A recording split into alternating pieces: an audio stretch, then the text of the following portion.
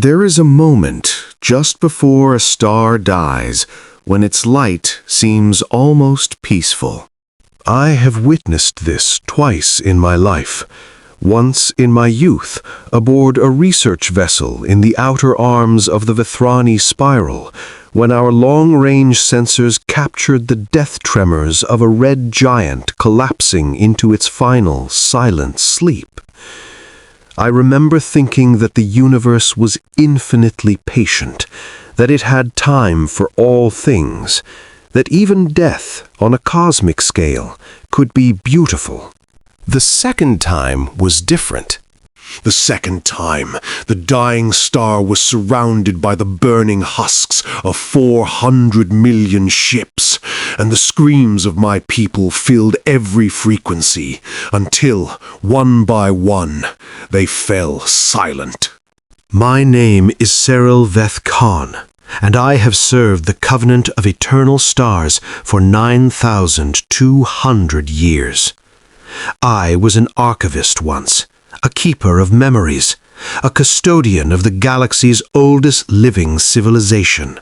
Now I am something far less dignified. Now I am a refugee. The ship that carries what remains of my delegation is called the Whisper of Forgotten Ages. It was once a diplomatic cruiser of the highest order, its hull inscribed with the names of 12,000 treaties that brought peace to warring species across the known galaxy. Now its engines wheeze like the lungs of an old creature, and its shields flicker with the exhaustion of too many jumps made too quickly. We are 37 souls aboard this vessel.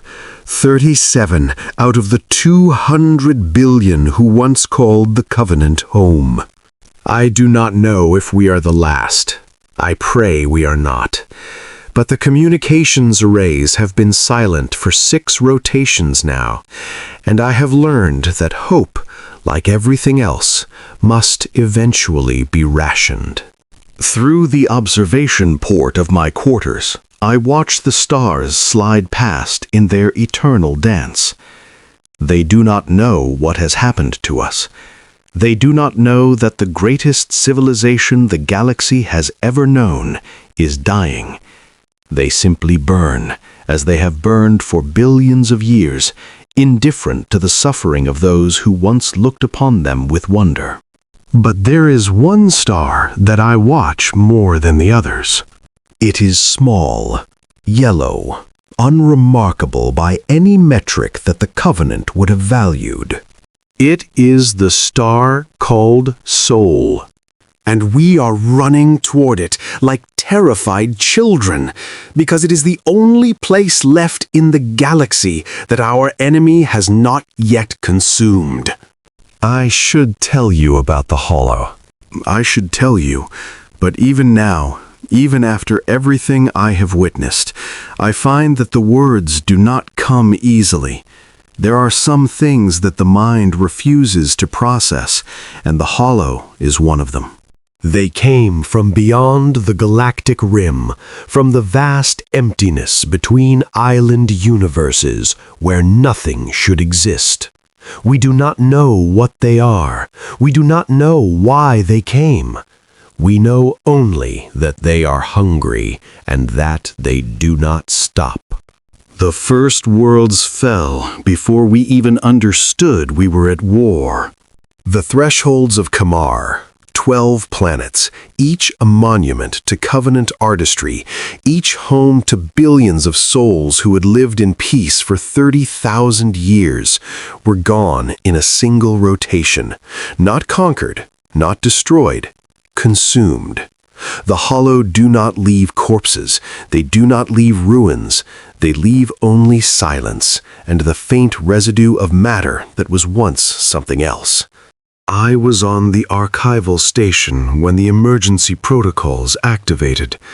I remember the lights changing color, from the soft amber of peacetime to the cold blue that I had never seen outside of historical dramas.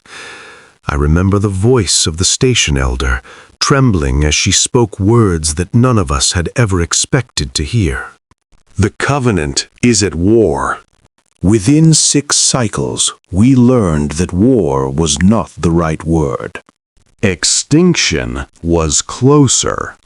Our fleets, the greatest concentration of military power in galactic history, 9 billion vessels crewed by the finest warriors of 100 species, threw themselves against the Hollow with everything we had. I watched the battle reports stream in, each one more hopeless than the last. The Hollow did not negotiate. They did not respond to communication. They did not even acknowledge our existence as anything other than sustenance. And they were fast, so impossibly fast.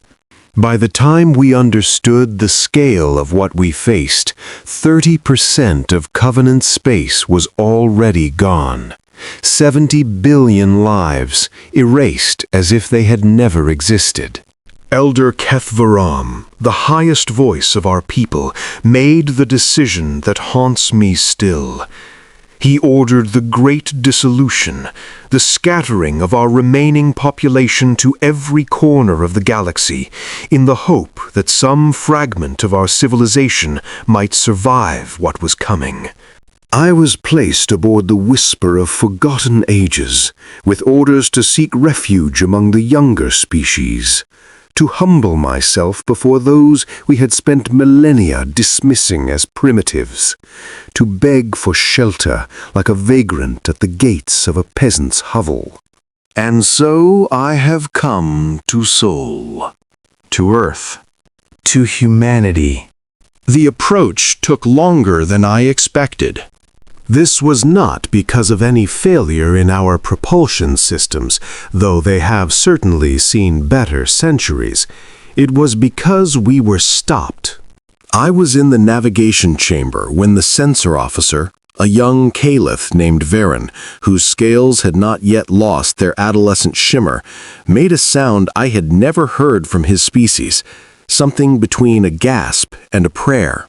"Contact," he said. "Multiple contacts. They're everywhere." I moved to his station and looked at the display, and for a moment I did not understand what I was seeing. The space around Sol was not empty. There were structures, stations, platforms, an intricate web of construction that stretched across the entire system like the threads of some vast spider's web. And there were ships, thousands of them, perhaps tens of thousands, holding position in formations that spoke of discipline and patience. Is this the defense grid? I asked. Varun's claws clicked against the console. Ambassador, I don't think so. These readings are strange. The energy signatures don't match any weapons systems I recognize. They're just sitting there. "Watching," I said, and even as I spoke the word, I knew it was true. They're watching us. A new contact appeared on the display, a single vessel, moving toward us with unhurried purpose. It was small by Covenant standards, perhaps 1,000 units in length, its hull painted in colors I did not recognize. It carried no visible weapons, but something about its trajectory made me uncomfortable. It moved like a predator that knew it had no reason to hurry. "Ambassador." This was Captain Yethra, her voice carrying the strained authority of someone who had not slept in far too long. "We're receiving a communication request. Standard frequencies. They want to speak with us." I straightened my robes, a pointless gesture of dignity, but old habits die hard, and nodded. "Open the channel." The holographic display flickered, and then there was a face looking at me. A human face. I had seen images, of course. All Covenant archivists had studied the younger species, cataloging them for future reference. Humanity had been assigned a classification that translated roughly to emerging, potentially concerning, to be monitored. That was the official designation. Unofficially, we had called them the cradle-bound. The species that had barely left the gravity well of their birth world. The children who played with rockets while we mapped the fabric of space-time itself. The face on the display did not look like a child. It was a woman, her features aged but not weakened by time. Her hair was gray, her eyes a shade of brown that reminded me of the nutrient waters of my home world, and there was something in her expression that I could not immediately identify. She was smiling. "Covenant vessel, whisper of forgotten ages," she said, and her voice was calm in a way that felt almost aggressive. "This is Admiral Chen Wei Lin of the United Earth Response Fleet. We've been expecting you." I felt my respiratory crests flare, an involuntary sign of surprise that I immediately suppressed. Expecting us? "We've been monitoring Covenant communications for some time," she said. "We know what's happened to your people. We know you're running." A pause. "We know what's chasing you." The words hung in the void between us, heavy with implications I was not yet ready to examine. "We seek asylum," I said, forcing the phrase out like a confession. "Sanctuary for myself and the 36 others aboard this vessel. We have nowhere else to go." Admiral Chen Wei Lin's smile did not waver, but something in her eyes shifted, a subtle change that I could not interpret. "Asylum," she repeated, as if tasting the word. "Of course. Please proceed to the coordinates we are transmitting. A quarantine and processing team will meet you at Station Meridian 7. She tilted her head slightly. "Ambassador Veth Khan, isn't it? I'll be conducting your initial interview personally. I have some questions." The channel closed before I could respond. I stood there, staring at the empty display, trying to understand why a conversation that had lasted less than 3 minutes had left me feeling as if I had been somehow weighed and measured. And found wanting. Station Meridian 7 was not what I expected. I had anticipated something crude, functional, perhaps, in the way that primitive structures are functional, but lacking in the grace and sophistication that the Covenant had perfected over eons. I expected bare metal and exposed conduits, the hallmarks of a species still learning to shape its environment. What I found was something else entirely. The station was efficient. That was the first word that came to mind, and I could not shake it no matter how I tried. Every corridor, every compartment, every surface seemed designed with a purpose that went beyond mere aesthetics. There was no ornamentation, true, no murals or sculptures or flowing water features like those that graced even the humblest Covenant vessels. But neither was there waste. Every element served a function, and served it well. The humans who greeted us were dressed in simple uniforms of dark fabric, their movements precise but not rigid. They spoke to us in Covenant Common, a fact that should not have surprised me as much as it did, and they were polite in a way that felt almost performative. "Please, Ambassador," said a young man whose name I had already forgotten, "let us help with your belongings. The Admiral is waiting." I had no belongings worth carrying. I had only the robes I wore and the data crystal around my neck, containing the last copies of 17,000 years of Covenant archival records. But I allowed him to guide me through the station's corridors, noting as I went the subtle signs that this place was not merely a way station. There were troops here, soldiers, though they did not carry visible weapons. They stood at regular intervals along the corridors, their postures relaxed, but their eyes tracking every movement of our delegation. There were symbols painted on the walls, unit designations, I realized, the marks of military organization. And there were screens set into the walls at regular intervals, displaying scrolling text in languages I did not recognize. But one thing I did recognize was the format. Tactical updates, situation reports, the kind of continuous information flow that a civilization produces when it is managing an ongoing crisis. "You are at war," I said, and my escort stopped walking. He turned to look at me, and there was something in his expression that I had not expected to see. Sadness. But also something harder, something that looked almost like resignation. "We are always at war, Ambassador," he said quietly. "That's the first thing you should understand about humanity. Peace is the exception. War is the norm." He gestured for me to continue walking. "The Admiral will explain more." Admiral Chen Wei-lin was waiting in a room that I would later learn was called a ready room, a space designed for briefings and private conversations. She sat behind a desk of polished wood, real wood, and behind her was a viewport that showed the stars. She was drinking something from a ceramic cup. The smell was unfamiliar, but not unpleasant. "Please," she said, gesturing to a chair on the opposite side of the desk. "Sit. I imagine you're exhausted." I was exhausted. I had been exhausted for cycles, but I forced myself to maintain the dignity of my station as I settled into the chair, folding my limbs in the proper attitude of diplomatic discourse. "You said you had questions, Admiral." She nodded, taking another sip from her cup. "I do, but first I have something for you."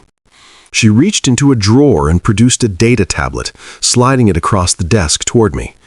"These arrived on our deep space relay network about 6 hours ago. Covenant transmission signatures. We thought you might want to see them." I took the tablet with trembling digits. The screen displayed text in my own language, a list of names and coordinates that I recognized immediately. "Survivor reports." There were others, scattered across the galaxy, fleeing the hollow just as we had fled. Some were individual ships, others were small convoys like our own. The list was not long, perhaps 200 vessels in total, but it was more than I had dared to hope. "How did you intercept these?" I asked, my voice rougher than I intended. "We didn't intercept them, Ambassador. They were sent to us." Admiral Chen Wei-lin's eyes met mine, and there was no warmth in them now. "Your people have been broadcasting their distress calls on open channels for weeks. They've been begging for help from anyone who would listen." A pause. "Most of the galaxy isn't listening, but we are." I felt something tighten in my chest, an emotion I had not allowed myself to feel since the Great Dissolution began. "Why?" I asked.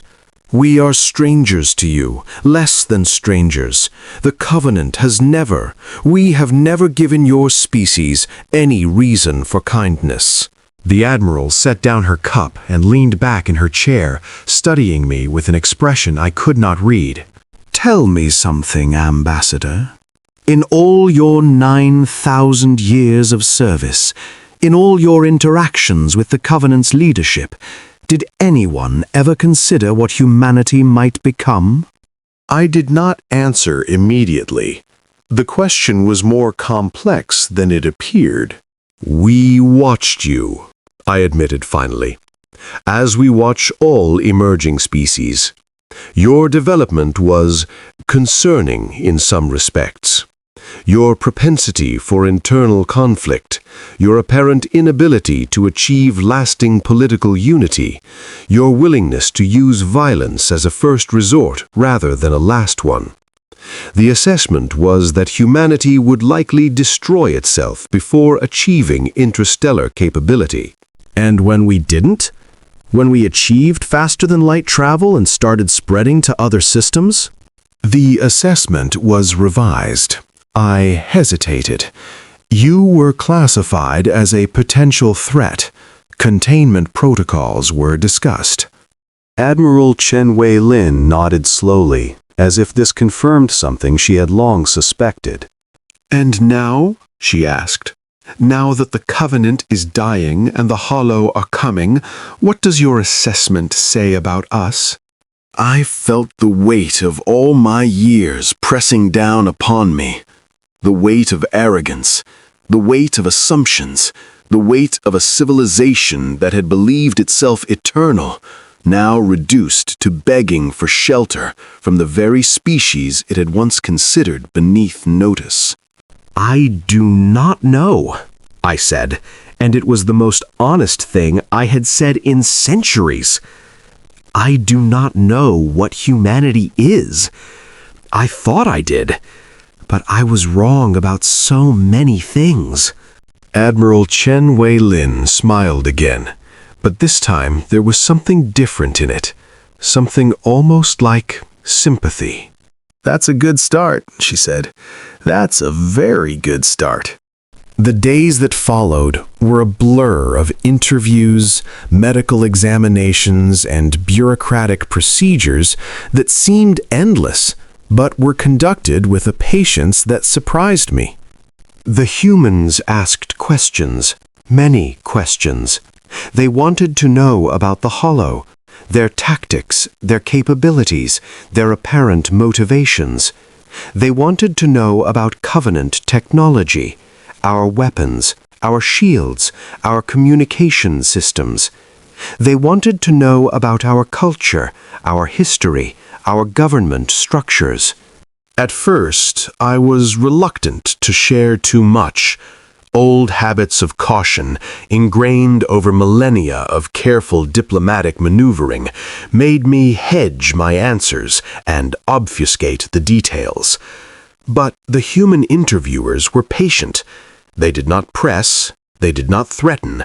They simply asked their questions and waited for whatever answers I chose to give. It was the young woman named Lieutenant Sarah Okonkwo who finally broke through my reticence. She was assigned to me as a liaison, a polite way of saying a combination guide, monitor, and counselor. She was young by human standards, perhaps 30 years of age, with dark skin and eyes that seemed to hold more depth than her years would suggest. We were walking through one of the station's observation decks when she asked the question that changed everything. "What do you remember about your home?" I stopped walking. No one had asked me that. In all the interviews, all the debriefings, no one had asked me about anything personal. They had treated me as a source of information, a repository of useful data about the enemy and the Covenant's capabilities. No one had treated me as a person who had lost everything. "I remember the waters," I said, and the words came slowly, like blood from a wound. "My world was a water world, Lieutenant, vast oceans of nutrient-rich liquid, warm and dark. I spent my larval stage swimming through those waters, learning to navigate by bioluminescence, learning to hunt and hide and survive. I remember the songs my progenitor would sing to me, old songs, older than the Covenant itself, passed down through countless generations." I fell silent for a moment, watching the stars through the viewport. I remember the moment I realized that my world was gone, I continued. Not conquered, not destroyed, simply absent, as if it had never existed at all. The Hollow do not leave ruins, Lieutenant. They leave nothing, and the nothing they leave behind is somehow worse than any devastation I could have imagined. Lieutenant Okonkwo did not look away from me. She did not offer platitudes or empty sympathies. She simply stood beside me and looked at the stars, her presence a quiet anchor in the void. "We know about loss," she said finally. "Humanity knows about loss better than any species in the galaxy, I think. We've been destroying ourselves and each other for as long as we've existed. Wars, famines, plagues, genocides. We've done it all, to ourselves and to each other. And somehow, we keep surviving." "Is that supposed to be comforting?" I asked, and there was an edge in my voice that I could not entirely suppress. "No," she said. "It's supposed to be honest. We're not going to pretend that we can fix what's happened to your people, Ambassador. We're not going to promise that everything will be okay. But we can promise that we understand, and we can promise that we're not going to sit by and watch the Hollow consume what's left of the galaxy without a fight." I turned to look at her directly. "You cannot fight them. We tried. We threw everything we had at them, and they did not even slow down." Lieutenant Okonkwo met my gaze, and there was something in her eyes that I had not seen before, something that looked almost like pity. "With respect, Ambassador," she said, "you haven't seen what humanity can throw."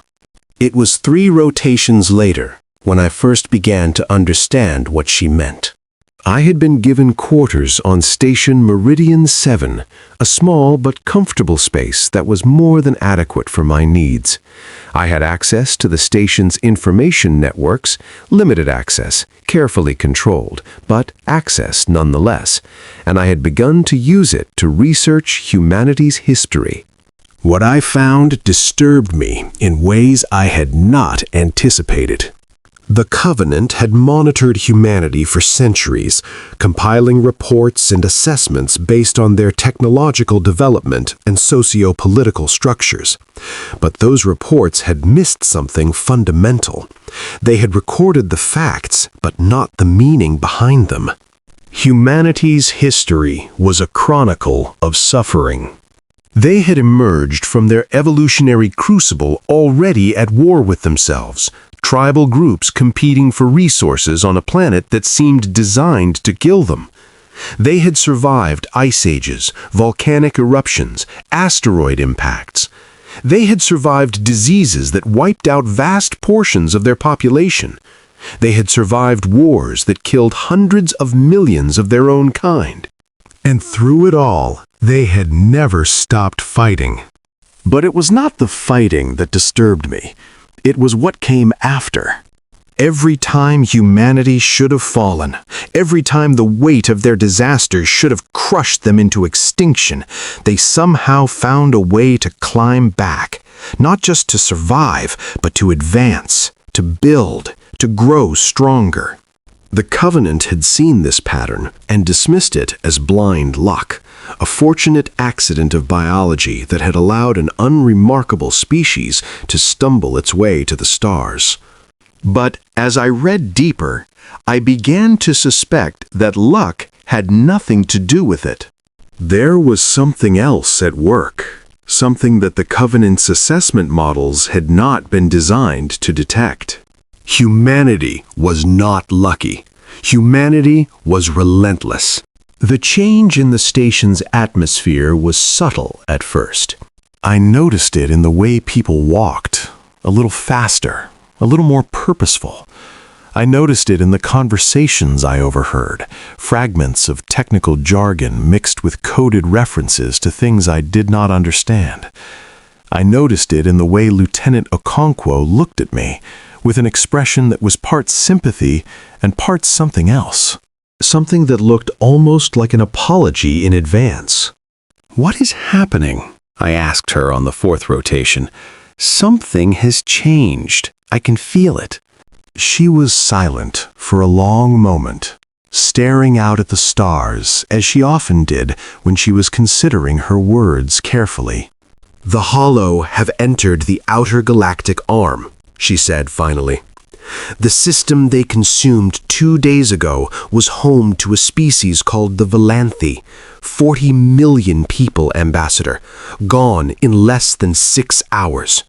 I felt the old horror rising in my chest, the familiar weight of despair that had become my constant companion."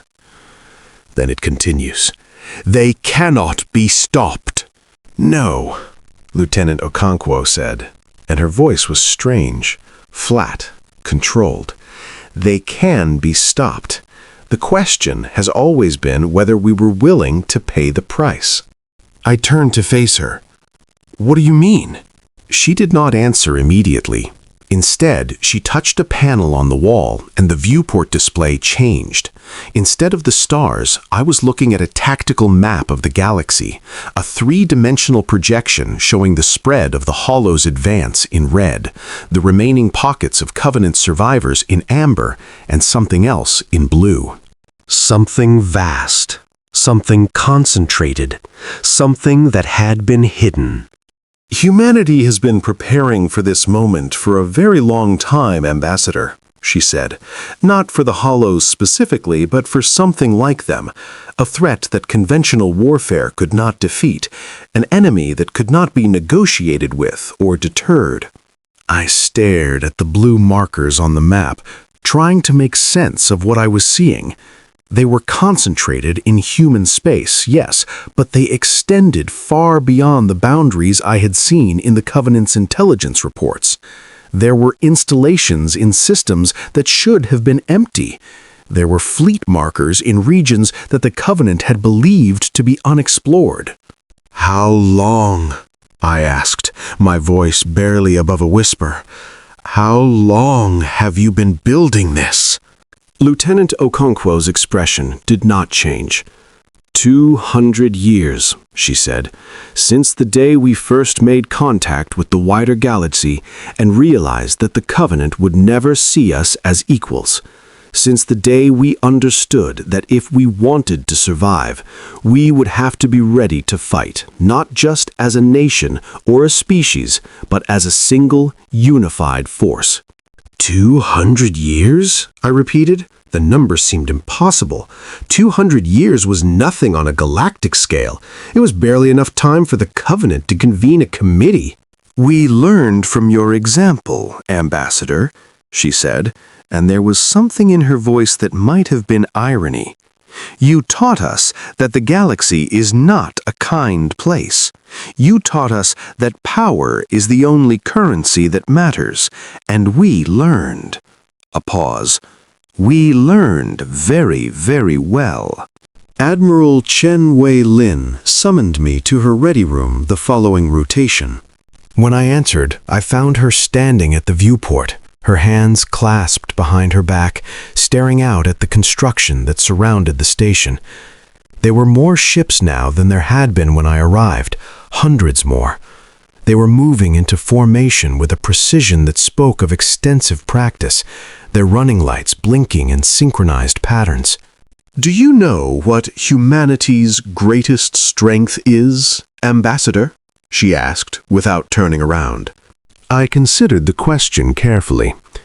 "Your adaptability," I said. "Your willingness to change." "Close," she said, "but not quite. Our greatest strength is that we have no illusions about what we are." She turned to face me, and I saw that something had changed in her demeanor. The calm patience that had characterized our previous interactions was still there, but beneath it was something harder, something that had been hidden before and was now being allowed to surface. "We know that we are capable of terrible things," she continued. "We have done terrible things to each other and to ourselves. We have burned our own cities, slaughtered our own people, poisoned our own planet.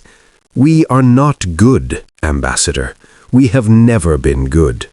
She walked to her desk and picked up a datapad, scrolling through information that I could not see.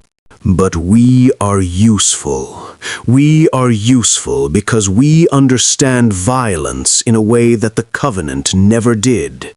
Not violence as a failure of diplomacy, not violence as an unfortunate necessity, but violence as a fundamental aspect of existence. We were born in it, we were raised by it, and we have learned to wield it with a precision that your civilization never developed." I felt a chill run through my respiratory system. "What are you saying, Admiral?" She set down the datapad and met my eyes directly. "I am saying that the Holo have made a mistake, Ambassador.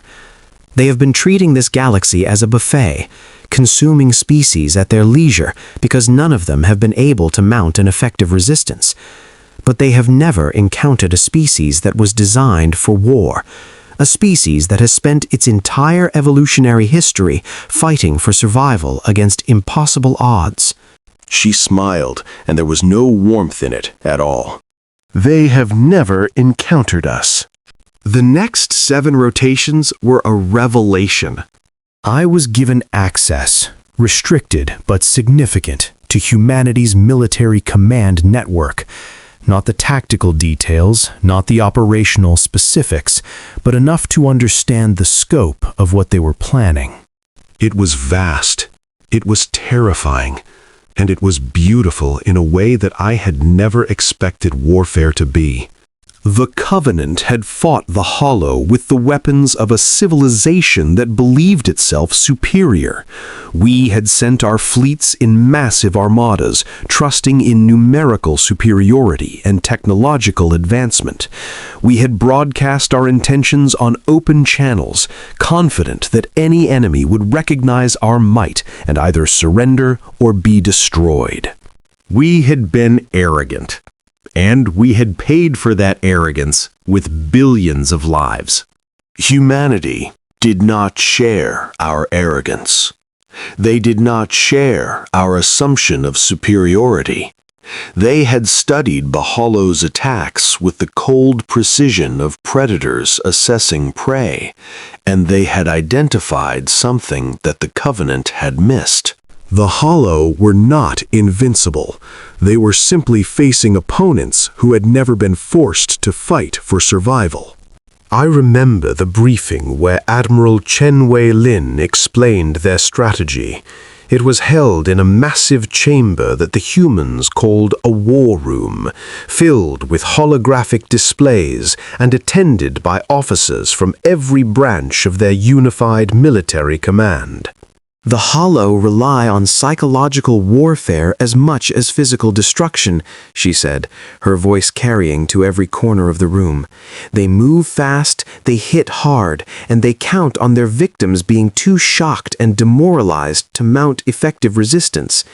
This has worked against every species they've encountered because those species have never experienced true existential warfare. She touched a control, and the holographic display shifted to show a timeline of the Hollow's advance. But look at their pattern. When they encounter resistance, they don't adapt. They simply apply more force in the same way. They're not creative, they're not flexible, and they're not prepared for an enemy that refuses to break. Another touch, and the display changed again. Now it showed a map of human space, overlaid with symbols I did not recognize. We've spent 2 centuries preparing for an enemy like this. Not the Hollow specifically, but something that would require us to fight without reservation, without hesitation, and without the luxury of half measures. We've built redundancies into every system. We've distributed our population across multiple worlds. We've trained our people to operate independently when command structures fail. She looked around the room, her eyes meeting those of each officer in turn. The Covenant sent armadas. We're going to send a tide. They'll destroy 10 of our ships, and 20 more will take their place. They'll consume one of our worlds, and we'll hit them from 3 others simultaneously. They'll think they've won, and they'll discover that they've only awakened something that refuses to die. She smiled again, that cold, predatory smile that I was beginning to understand. We're going to teach them what it means to fight a species that's been at war with itself for 10,000 years. I spoke with Lieutenant Okonkwo that evening, sitting in the observation lounge as human warships continued to arrive from every corner of their territory. "You're afraid," she said. It was not a question. Yes, I admitted, but not in the way you might think. I am not afraid for myself. I am afraid of what I am witnessing. She raised an eyebrow. "What do you mean?" I struggled to find the words. "The Covenant, We believed ourselves to be the pinnacle of galactic civilization, the oldest, the wisest, the most advanced. We looked upon younger species with a mixture of condescension and concern. We saw humanity as a problem to be managed, a potential threat to be contained. I gestured at the window, at the fleet assembling beyond it. We never understood what you truly were. We saw your internal conflicts and thought them weakness. We saw your history of violence and thought it barbarism. We never imagined that those very traits might be the thing that makes you capable of fighting where we could not. Lieutenant Okonkwo was quiet for a long moment. When she spoke, her voice was soft. We're not heroes, Ambassador. Please don't make that mistake. What we're about to do, it's not noble. It's not glorious. It's survival, pure and simple. We're going to fight the Hollow because the alternative is extinction, and humanity has never been willing to accept extinction. Is that why you're helping us? The Covenant survivors? She shook her head slowly. We're helping you because it's the right thing to do. Because despite everything, despite the way your civilization dismissed us, despite the containment protocols you discussed, despite the 1,000 little insults of being treated as children in a galaxy of giants, we can't stand by and watch people die when we have the power to save them. She turned to look at me directly. That's the other thing you missed about humanity, Ambassador. We're not just capable of terrible things. We're also capable of choosing not to do them, even when it would be easier, even when it would be safer. I had no response to that. I could only sit in silence and watch as humanity prepared for war. The first engagement came 8 rotations later. I was in the war room when the reports came in, surrounded by human officers who monitored their displays with an intensity that bordered on the religious. Admiral Chen Wei-Lin stood at the center of the room, her eyes moving constantly between screens as information flowed in from 1,000 sources.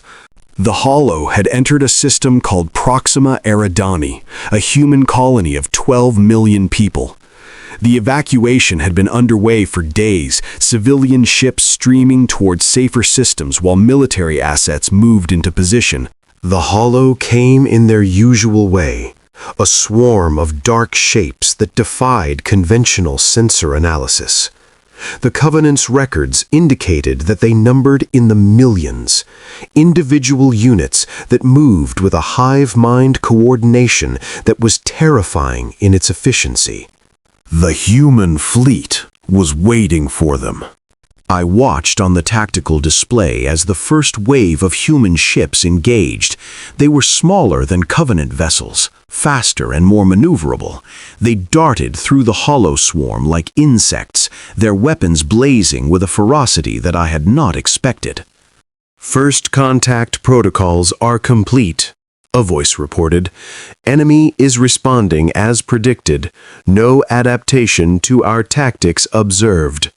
Admiral Chen Wei-Lin nodded, her expression unchanged. Continue the engagement. Phase 2 on my mark. The battle unfolded like a dance, a terrible, beautiful dance of destruction. Human ships would strike at the Hollow formation, draw their attention, and then fall back to allow fresh units to take their place. Losses were occurring.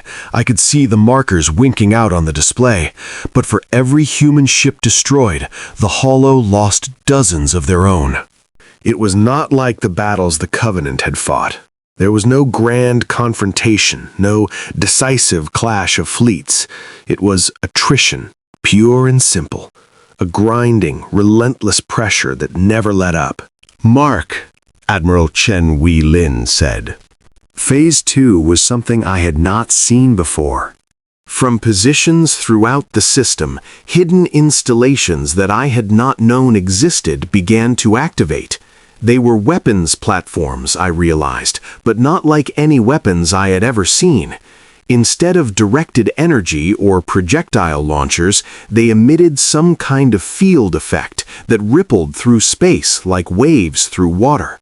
The hollow caught in those fields began to behave erratically. Their coordination faltered. Their movements became sluggish, disorganized. "What is that?" I asked, unable to contain my curiosity. A nearby officer glanced at me. "Disruption technology," she said. "We've been studying the Hollow's coordination patterns for months. They use a form of quantum entanglement to communicate, something your Covenant scientists never detected. We found a way to interfere with it." "You've been analyzing them since before this battle began," I said, realization dawning. The officer nodded. "Since before they entered Covenant space, actually. We've had observation probes tracking their movements for years. This is the first time we've been able to test our countermeasures in combat." I turned back to the display, watching as the disrupted Hollow units were systematically destroyed by human forces. The battle that the Covenant would have fought with desperate fury, throwing everything at the enemy in hope of a miracle, was being conducted by humanity with the cold efficiency of surgeons performing an operation. They were not fighting the Hollow. They were studying them. The battle for Proxima Eridani lasted 6 hours. When it was over, the Hollow swarm had been reduced by nearly 70%. The survivors had fled, the first time, according to all available records, that the Hollow had ever retreated from an engagement. But the cost had been significant. 300 human ships destroyed, 40,000 lives lost. I expected grief. I expected mourning. I expected some form of the emotional collapse that had characterized the Covenant's response to our own losses. Instead, I watched as human officers calmly tallied their casualties, updated their tactical models, and began planning for the next engagement. There was sorrow in their faces. I could see it clearly, but it was controlled, channeled, transformed into fuel for the work that remained.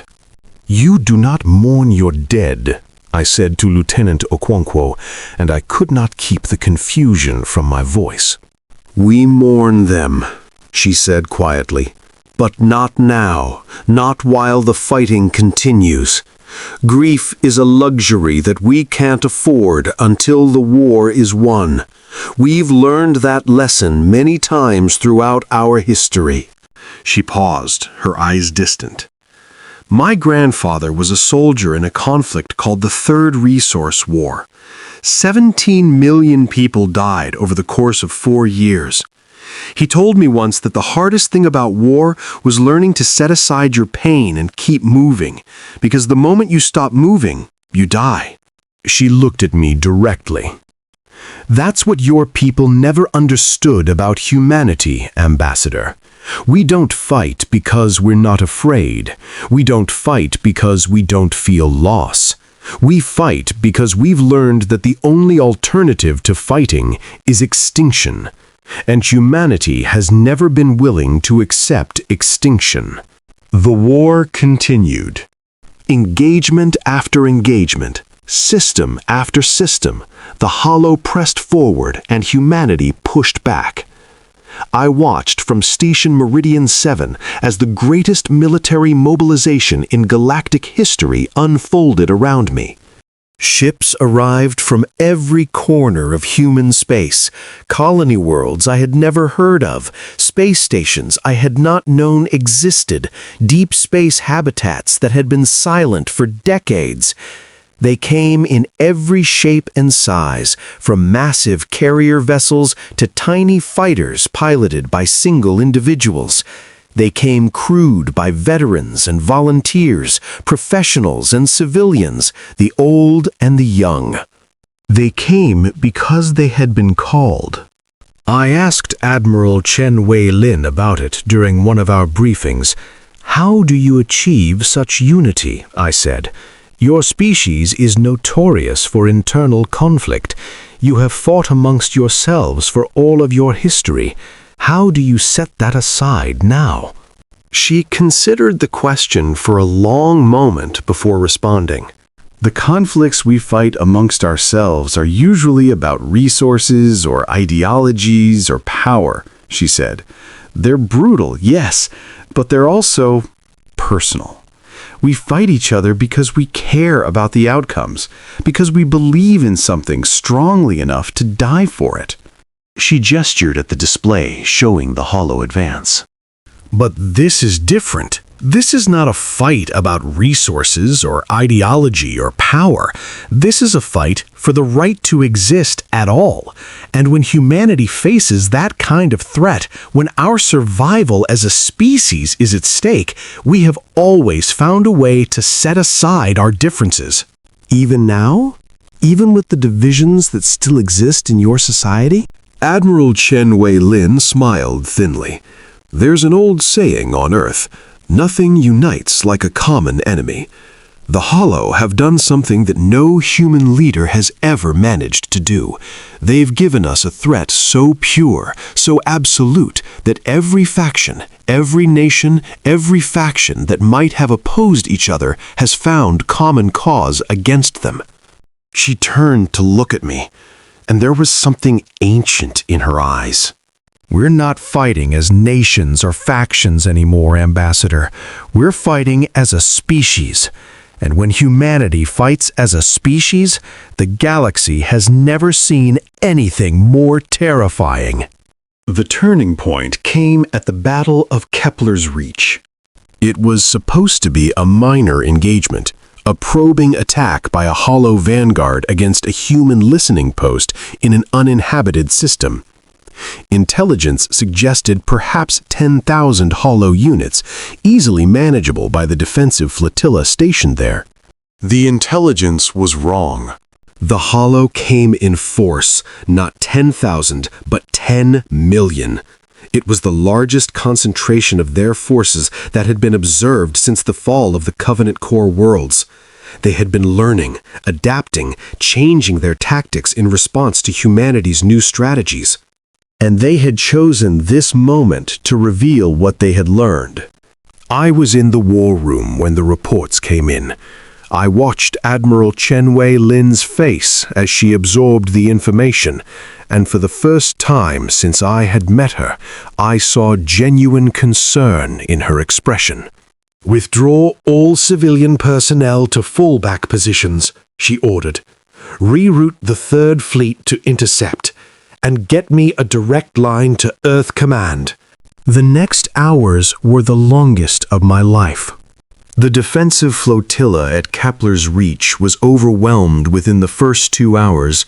12,000 human ships gone, 200,000 lives gone. The Hollow swept through the system like a tide, consuming everything in their path. But as they advanced, something strange began to happen. The fleeing civilian ships, transports, freighters, private vessels began to turn around. Not to fight, I thought at first, but to... I did not understand what I was seeing. They were forming a barrier, a wall of ships, interposing themselves between the Hollow advance and the populated systems beyond. What are they doing? I asked, my voice barely above a whisper.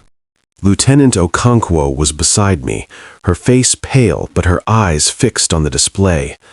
They're buying time, she said. The Third Fleet is still 6 hours out. Those civilians are going to hold the line until reinforcements arrive. They will be destroyed, I said. They have no weapons, no military training, no... They know, she said quietly. They know they will die. But they also know that every minute they hold the Hollow here is a minute that lets someone else escape. That's what we are, Ambassador. That's what humanity has always been. I watched in horrified fascination as the civilian barrier engaged the Hollow swarm.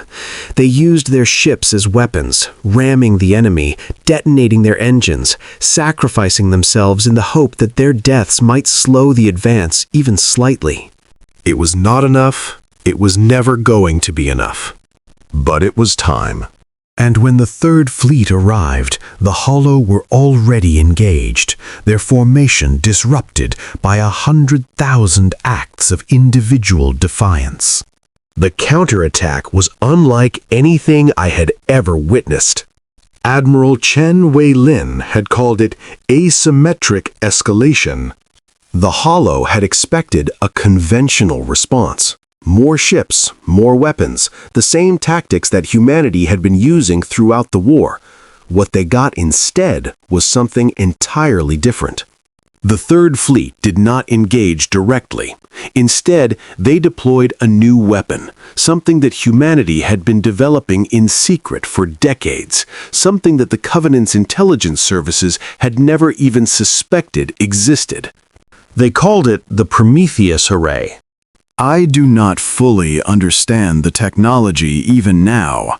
Something to do with quantum entanglement and directed causality manipulation, concepts that the Covenant had theorized about but never successfully implemented. But what I do understand is what it did. The Hollow communicated through quantum links, a hive mind network that allowed them to coordinate their movements with perfect precision.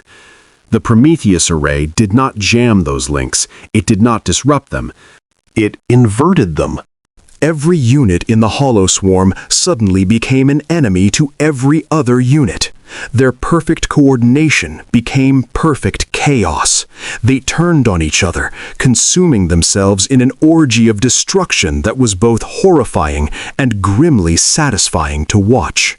Within 4 hours, the 10 million-strong Hollow force at Kepler's reach had been reduced to scattered remnants, fleeing into deep space.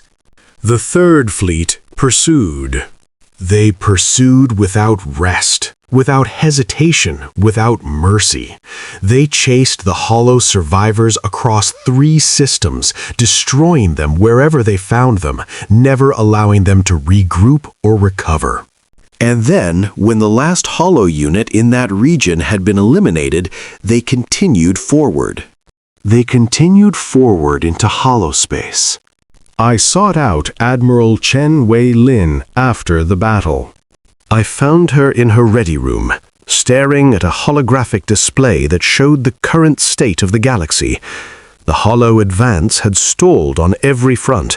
Human forces were pressing into territory that had been thought unconquerable, and for the first time in months, the red markers on the display were shrinking. "You planned this," I said. "From the beginning. The entire war has been a deception." She turned to look at me, and there was no surprise in her expression, only a weariness that I recognized all too well. "Not a deception," she said. "A strategy. We knew we couldn't defeat the Hollow in a straight fight, not at first. They were too numerous, too powerful, too unknown. We needed time to study them, to understand their weaknesses, to develop countermeasures. So you let them advance. You sacrificed systems, populations to buy yourself time." "Yes." There was no defensiveness in her voice. "We sacrificed what we had to sacrifice. It's what we've always done. It's what we will always do." I thought of the civilian barrier at Kepler's reach, the 100,000 ships that had thrown themselves into the path of the Hollow advance, knowing they would die, knowing their deaths might not even matter. "Your people," I said. "They knew. They understood the strategy. Some of them. Enough of them."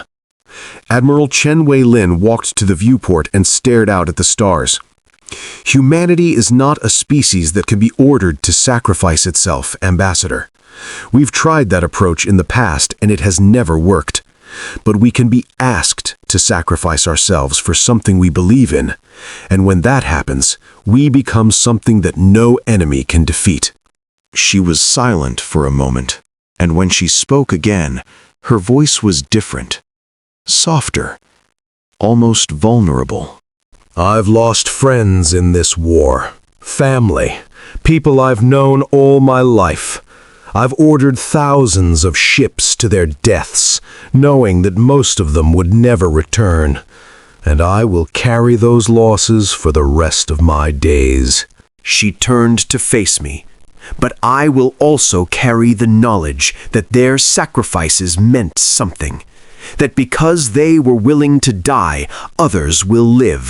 That because humanity stood together, the galaxy has a chance to survive." "And the Hollow?" I asked. "Can they truly be defeated?" Admiral Chen Wei-Lin smiled, and for the first time since I had known her, there was genuine warmth in the expression. "We're about to find out." The final campaign took 6 months. I was granted permission to accompany an observation team aboard one of the flag vessels of the combined human fleet, a massive carrier called the Endurance of Terra. From there, I witnessed the fall of the Hollow. It was not a single decisive battle. It was a systematic dismantling. Human forces pushed into Hollow space on 12 fronts simultaneously, each fleet operating independently but in perfect coordination with the others. They destroyed Hollow concentrations wherever they found them, liberated consumed systems wherever liberation was possible, and burned everything else. And as they advanced, something remarkable began to happen. The survivors of other species, those who had hidden, who had fled, who had somehow escaped the Hollow's consumption, began to emerge. They had been waiting, watching, hoping that someone would come. And when humanity came, they joined. The Volanthi, the Caliph, the scattered remnants of a dozen other civilizations, all of them rallied to humanity's banner. Not because they were ordered to, but because they saw in humanity something they recognized. Hope. I remember the moment when I first understood what was happening. I was standing on the bridge of the Endurance of Terra, watching as yet another Hollow fleet was destroyed, when Captain Okonkwo, lieutenant no longer, she had been promoted twice in the preceding months, came to stand beside me.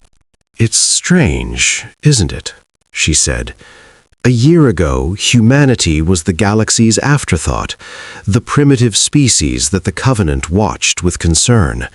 And now you were leading the galaxy's salvation," I said. "It is more than strange. It is unprecedented." She shook her head. "We're not leading anything, Ambassador. We're just doing what we've always done. Surviving, fighting, refusing to give up." She paused. "The other species are joining us because they see that. Because they understand that when everything else fails, stubbornness is sometimes the only weapon left." I thought about her words for a long time after that conversation. I thought about the Covenant, about the civilization I had served for 9,000 years. We had been wise, we had been sophisticated, we had been old. But we had not been stubborn. When the Hollow came, we had fought with everything we had, but we had never truly believed we could win. We had accepted our fate, even as we struggled against it. We had been resigned. Humanity was not resigned. Humanity had never been resigned to anything. The war ended at the place the humans called the Void's Edge, the boundary between the galaxy and the empty space beyond. The Hollow had been driven back, their numbers decimated, their coordination shattered beyond repair. What remained of them had gathered at the rim, a last desperate concentration of dark shapes that had once seemed infinite and unstoppable. The combined human fleet, now augmented by ships from a dozen other species, surrounded them. There was no negotiation. There was no demand for surrender. There was only the final engagement. I watched from the observation deck of the Endurance of Terra as the battle unfolded. It was almost anticlimactic. The Hollow, once so terrifying in their coordinated fury, were now disorganized and confused. They fought, but they fought as individuals, not as a hive. They were destroyed in detail, piece by piece, until nothing remained. When the last Hollow unit was eliminated, there was no cheering on the bridge, no celebration, only a long, heavy silence. Admiral Chen Wei-lin's voice came over the fleet-wide communication system. "The enemy has been defeated," she said. "The Hollow are no more. Let this moment be remembered, not as a victory of humanity over an alien threat, but as a victory of all who stood together against extinction. Let those who died be remembered. Let those who sacrificed be honored. And let us never forget the price that was paid for our survival." A pause. "This war is over, but our work is not done. The galaxy has been wounded. Systems lie in ruins. Billions have died. It falls to us, to all of us, human and otherwise, to rebuild, to heal, to create something better than what came before."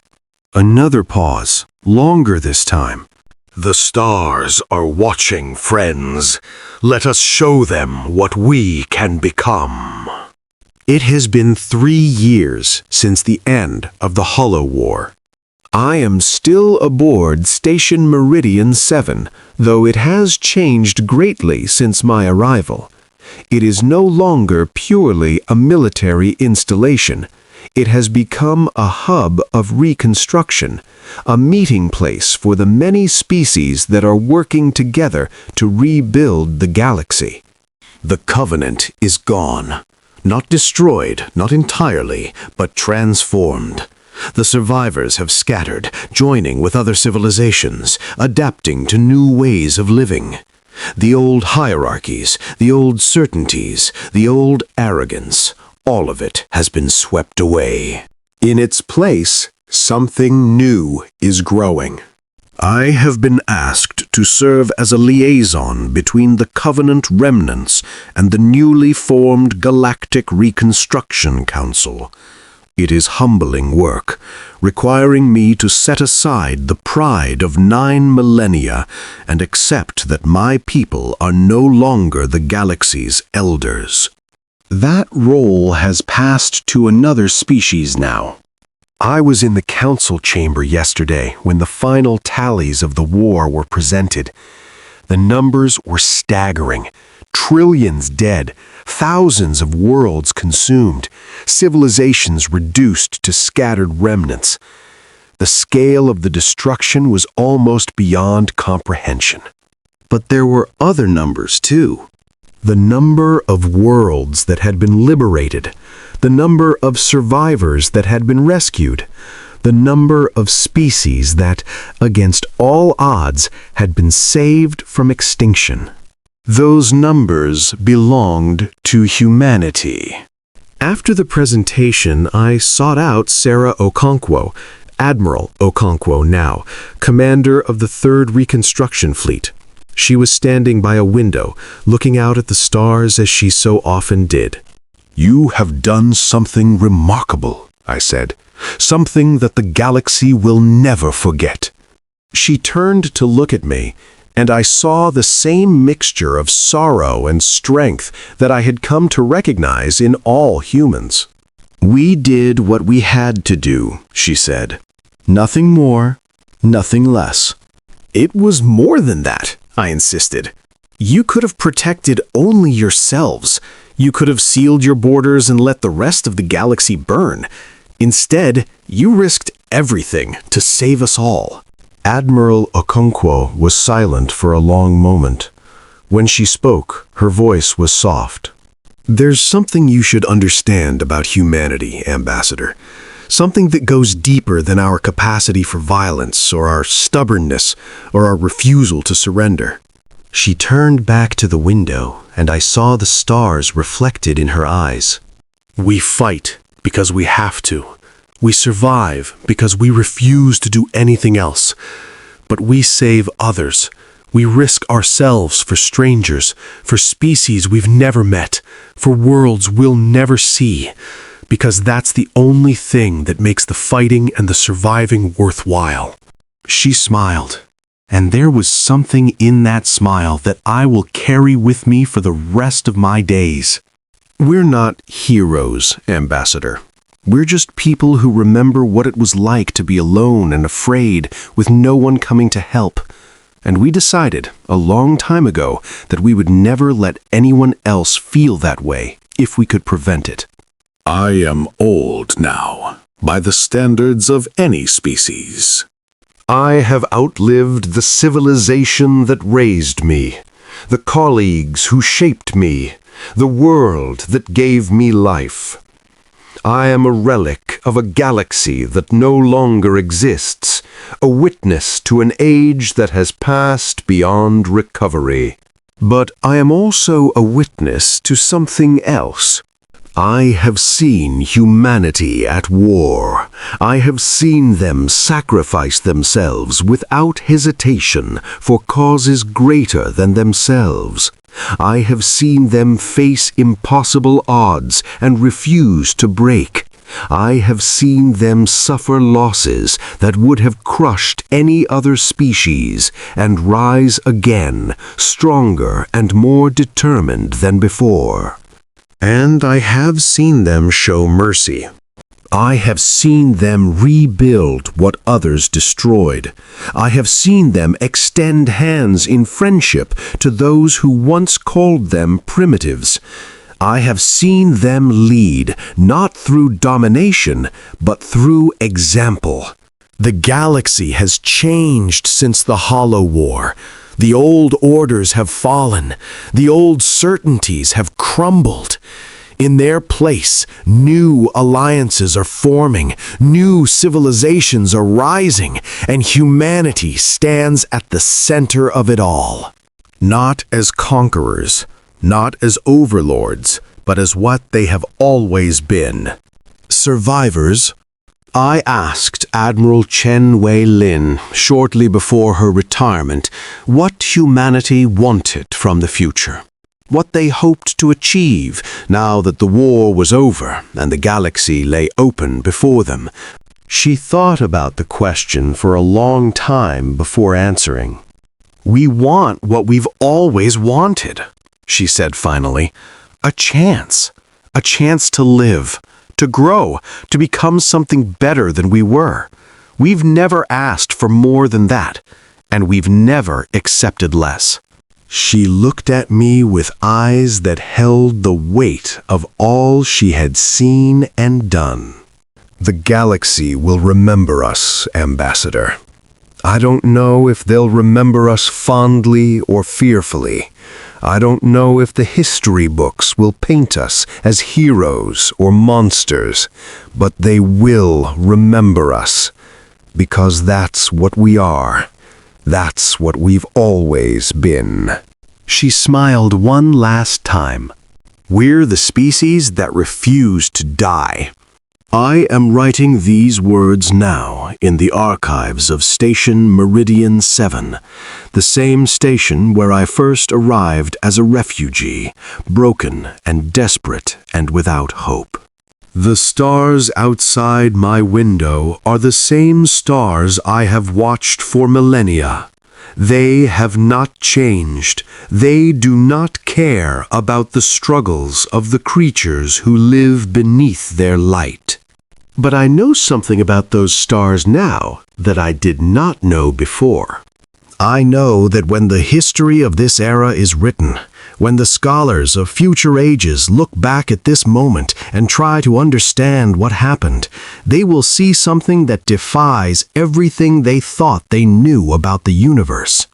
They will see a species that should have been insignificant, a species that was born on a single fragile world, that spent most of its existence at war with itself, that nearly destroyed itself a dozen times before it ever reached the stars. They will see a species that was dismissed, overlooked, underestimated by every civilization that encountered them. A species that the Covenant once considered containing because we were afraid of what they might become. And they will see what that species did when the galaxy faced extinction. They came. Not for glory, not for conquest, not for power. They came because it was the right thing to do. They came because they remembered what it was like to be alone and afraid. They came because they had learned through 10,000 years of blood and sacrifice that the only way to truly survive is to ensure that others survive with you. The stars do not care about the creatures who live beneath their light. But the stars remember. And when they look upon the galaxy now, they remember a name that once meant nothing, a name that was once spoken with condescension, with concern, with dismissal, a name that belonged to a species of primitives on the rim of an unremarkable spiral arm. The stars remember that name now. They remember it in fear. They remember it because they have seen what happens when that species is pushed to its limits. They have seen what happens when humanity decides that something matters more than survival. They have seen the terrible beauty of a species forged in suffering, tempered in loss, and unleashed upon a universe that never understood what it was dealing with. I have lived for 9,000 years. I have seen civilizations rise and fall, stars born and die, epochs come and go like the tides of a cosmic sea. But I have never seen anything like humanity. I do not know what the future holds for them, or for any of us. I do not know if the peace we have built will last, or if new threats will emerge to challenge us again. I do not know if humanity's children will remember the lessons their ancestors learned, or if they will have to learn them all over again. But I know this. Whatever comes, humanity will face it. They will fight and suffer and sacrifice and endure. They will stumble and fall and rise again, just as they have always done. And when the universe throws its worst at them, they will find a way to survive. Because that is what they are. That is what they have always been. And the stars will remember. They will remember Earth's name. They will remember it in fear. And in awe.